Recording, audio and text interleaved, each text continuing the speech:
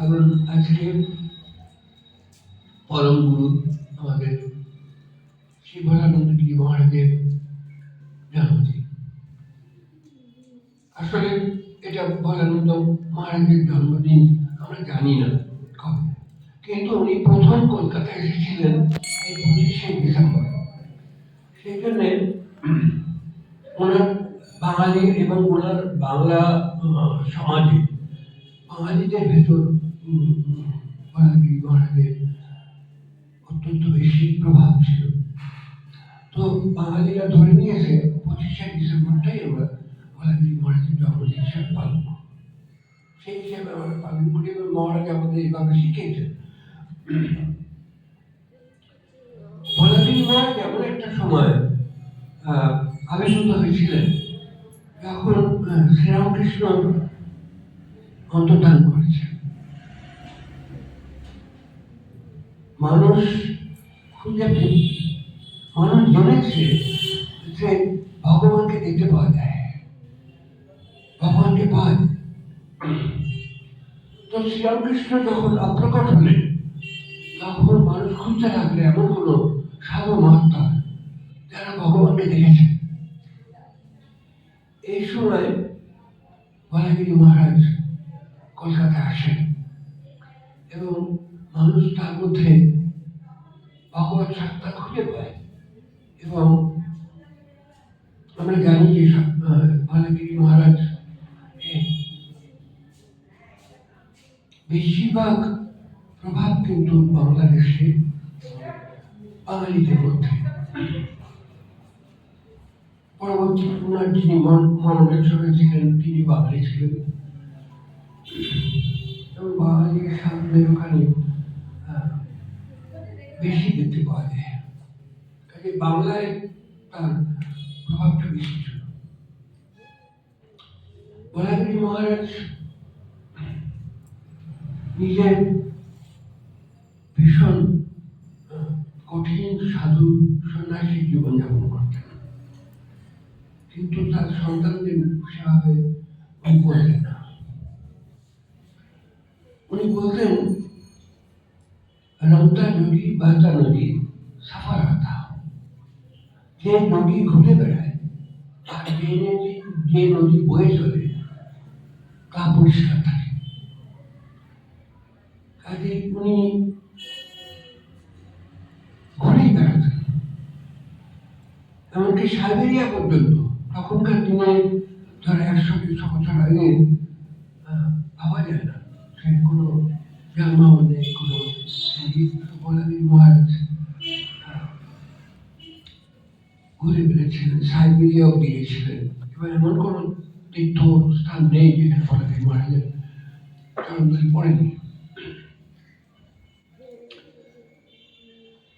তো উনি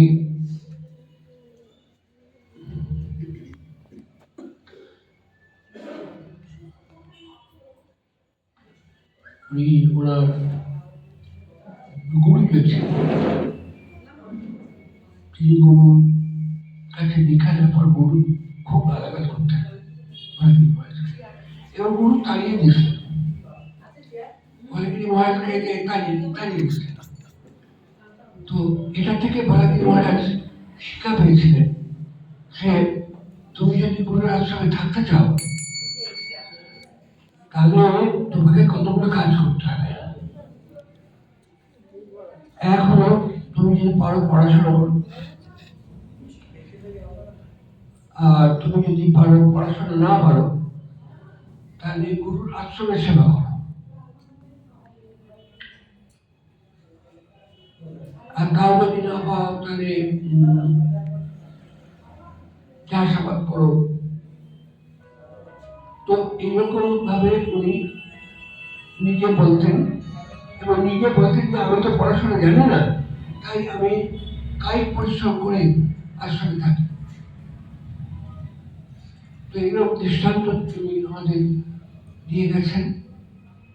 এবং পরবর্তীকালে মহারাজ আমরা যখন প্রথম এসেছি 73-74 সালে, তখন দেখেছি যে মহারাজ পরবর্তীকালে মহারাজকে রামকৃষ্ণের কথা এবং প্রেমের বন্যা কলকাতা সব ভাসিয়ে দিয়েছিলেন শিবানন্দ মহারাজ। তিনি প্রথম দিকটা কিন্তু আমরা বহু সবাই গেছি, উনি ভোলাদেবী মহারাজের কথা বলতেন। তো উনি ভালোবাসেন এবং মহারাজের যে নিজের মুখে যে দীক্ষার কথা আমরা শুনতে পাই, আমরা জানি যে অসীমানন্দগিরি মহারাজের দীক্ষা গুরু, কিন্তু মহারাজ নিজে বলেছিলেন যে উনি যখন হরিদ্বারে যান, পকেটে পাঁচটা টাকা ছিল না, উনি ট্রেন ধরে হরিদ্বারে চলে যান এক বছরে, এবং গিয়ে উনি ভোরবেলায় ভোলাগিরি আশ্রমের সিঁড়িতে, গঙ্গার তীরে যে ভোলাগিরি আশ্রম আছে তার সিঁড়িতে উনি শুয়েছিলেন। তখন এক সন্ন্যাসী এসে তাকে ভেতরে নিয়ে যায় এবং পরবর্তীকালে সেই সন্ন্যাসী তাকে দীক্ষা দেন। মহারাজ বলেছিলেন, আমাকে যিনি ভিতরে নিয়ে গেছিলেন, যখন আমার দীক্ষা হলো, আমি দেখলাম তিনি মন্দিরের যে দেবতার স্থান সেখানে উনি প্রতিষ্ঠিত আছেন। মানে বলতে চাইলেন ভোলাগিরি মহারাজ নিজেই ওনাকে দীক্ষা দিতে নিয়ে গেছিলেন। এই কথা গল্পটা আমি শুনেছি মহারাজের এক পুরনো ভক্তের মুখে, তাকে মহারাজ বলেছিলেন। তো মহারাজ ভালোবাসেন ভোলাগিরি মহারাজকে বা ভোলাগিরি আশ্রমকে, তার মহলেশ্বর হয়েছিলেন।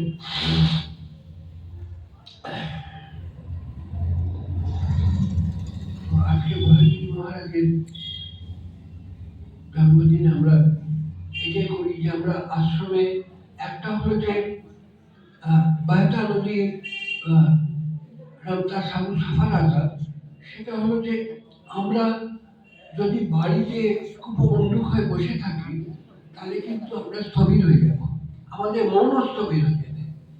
তাই বায়তা নদী মানে রামতা সাধু, আমাদেরও এই মানুষের সঙ্গে মেশা দরকার, জনতার সঙ্গে একত্র হওয়া দরকার। আশ্রমে আমরা আসি, কিন্তু আমরা মহারাজকে যেমন প্রণাম করতে আসি, তেমনি আমরা মানুষের সঙ্গ করতে আসি, এবং এই মানুষের সঙ্গটা আমাদের কিন্তু আমাদের শক্তি যোগায়, আমাদের জীবনে। শুধু ঘরের মধ্যে গোপবদ্ধ হয়ে বসে থাকলে কিন্তু আমরা শেষ হয়ে যেতাম। আমরা যে সবার সঙ্গে মিলেমিশে থাকি, আমার ভাই বোনেরা সবাই আসে, এখানে সবাই সঙ্গে থাকি, এর একটা কিন্তু সামগ্রিক একটা ফল আছে, যেটা জীবনে প্রতিফলিত হয়। তাই ওই রামতা যদি বার্তা সাধু, আমরা যোগীও নাই সাধু নই, তো আমরা প্রিয় মানুষ, আমরা মানুষের সঙ্গ করতে চাই, ভক্তের সঙ্গ করতে চাই। ভক্তের সঙ্গের মধ্যে দিয়ে আমরা সাধু সঙ্গ হয়, আমাদের মন ভালো থাকে, পরিষ্কার থাকে, আমরা মহারাজের আরো বেশি ভালোবাসে।